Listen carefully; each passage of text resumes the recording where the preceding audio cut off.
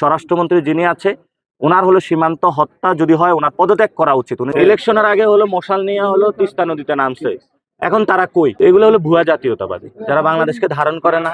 ভারতের সামনে গেলে সরকার ম্যাও ম্যাও করে। আজকে আমরা লালমনিরহাট সীমান্তে হাতীবান্ধা উপজেলায় এসেছি। সীমান্তে এক ভাইকে নদীতে মাছ ধরতে যাওয়ার কারণে ভারতীয় বর্বর খুনি বাহিনী তাকে শহীদ করেছে। তো আমরা প্রতিনিয়ত দেখছি ভারতীয় যারা আছে তাদের বাংলাদেশের মানুষের উপরে অত্যাচার চালাচ্ছে এবং সেখানে মাদক সরবরাহ করছে যুব সমাজকে নষ্ট করার জন্য।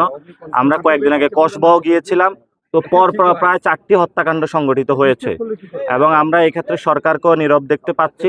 আমরা বলেছি যে বিজেপিকে শক্তিশালী করতে হবে এবং ভারতীয় বাহিনী যে সীমান্তের মানুষের উপর অত্যাচার করে সেটা বন্ধ করতে হবে। সাথে সাথে তারা যে যুব সমাজকে নষ্টের জন্য মাদক ইয়াবা দিয়ে তারা চোরাচালান করতেছে সেগুলা বন্ধ করতে হবে। সাথে সাথে সীমান্তের যে মানুষগুলা রয়েছে যারা শহীদ হয়েছে সেই ফ্যামিলিকে সরকারের থেকে ক্ষতিপূরণ দিতে হবে। এবং ওনার বাবা বলেছে যে তাকে হলো মাছ ধরতে গিয়েছে, তার সন্তানকে হত্যা করেছে। বিজেপি যে প্রেস রিলিজ দিয়েছে সেই প্রেস রিলিজে হলো ভারতীয় বয়ান তারা উল্লেখ করেছে।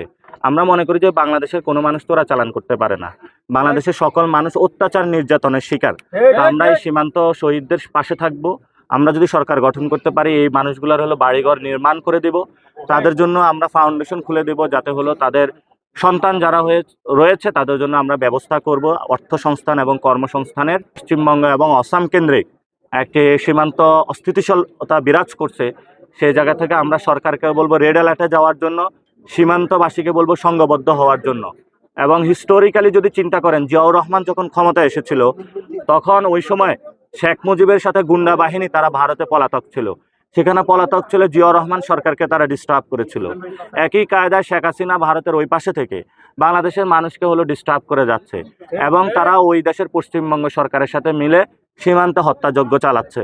এই জন্য সরকারকে বলবো আওয়ামী লীগের সাথে লিয়াজু করবেন না, বরঞ্চ শেখ হাসিনাকে যদি আমরা এসে ফাঁসির দড়িতে ঝুলাইতে পারি তাহলে সীমান্ত হত্যা বন্ধ হয়ে যাবে, সীমান্তের মানুষ নিরাপদ থাকবে। সরকারকে আহ্বান জানাবো, আমরা বলেছিলাম সরকার হলো নিশ্চুপ থাকতেছে। স্বরাষ্ট্রমন্ত্রী যিনি আছে ওনার হলো সীমান্ত হত্যা যদি হয় ওনার পদত্যাগ করা উচিত। উনি যদি সীমান্ত হত্যা বন্ধ না হলে আমাদেরকে দায়িত্ব দেখ, আমরা হলো সীমান্ত হত্যা বন্ধ করবো ইনশাআল্লাহ। আমরা যদি অস্ত্র না থাকে আমরা বাস নিয়ে রেডি হবো সীমান্তে, কিন্তু ভারতীয় বাহিনীকে এখানে অনুপ্রবেশ করতে দিব না। ভারত থেকে বাংলাদেশে পুশিং করার চেষ্টা চালাচ্ছে, আমরা সরকারকে বলবো সকল পুশিং বন্ধ করার জন্য, সীমান্তবাসীকে সজাগ থাকার জন্য, রাতে পাহারা দেওয়ার জন্য বাস নিয়ে, যাতে ভারত থেকে কেউ বাংলাদেশে তারা পুশিং করাইতে না পারে সেই ব্যবস্থা চালু করতে হবে। আমাদেরকে ভারত হলো দুইটা বিষয় অত্যাচার করছে, একটা হলো সীমান্তে আর একটা হলো তারা আমাদের নদীগুলাতে পানি দিচ্ছে না। আমাদের নদীগুলার যে অভিন্ন যে পানি চুক্তি হয়েছিল সে পানি কিন্তু আমরা পাচ্ছি না। এবং সীমান্ত বিষয়টা আন্তর্জাতিক, নদীও হলো আন্তর্জাতিক। নদী যদি না থাকে বাংলাদেশ থাকবে না, সীমান্ত যদি না থাকে বাংলাদেশ থাকবে না। এখন অনেকে বলে জাগো বাহে তিস্তা, ঠিক না? ইলেকশনের আগে হলো মশাল নিয়ে হলো তিস্তা নদীতে নামছে, এখন তারা কই? তারা কোন জায়গায় পালাইছে? তারা কি ভারতে নাকি বাংলাদেশে আছে? এবং আপনি বলবেন যে জাতীয়তাবাদী মানে কি? বাংলাদেশের পক্ষে শক্তিয়ত। এগুলো হলো ভুয়া জাতীয়তাবাদী যারা বাংলাদেশকে ধারণ করে না।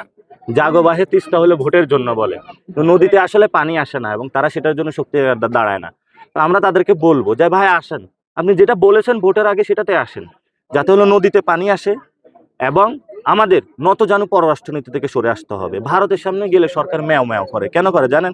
কারণ হলো সরকার আগে একটা ডিল করে আসে যে তুমি আমাকে দাও, আমি হলো বাংলাদেশের হলো ক্ষমতায় আসি, আমি তোমার যা যা দরকার দিয়ে দিব। হাসিনা তোমাকে হলো সব খুলে দিয়েছে, আমি তোমাকে একটু না খুলে সবকিছু দিব, কারণ আমি তো জাতীয়তাবাদী সরকার, সব খুলে দিলে তো সমস্যা, এই জন্য একটু গোপনে গোপনে দিব আর কি।